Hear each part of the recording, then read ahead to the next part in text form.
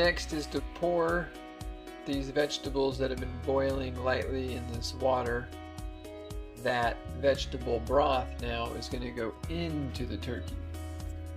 I've got the celery leaves I've chopped up. I put a couple of lavender stalk in there too.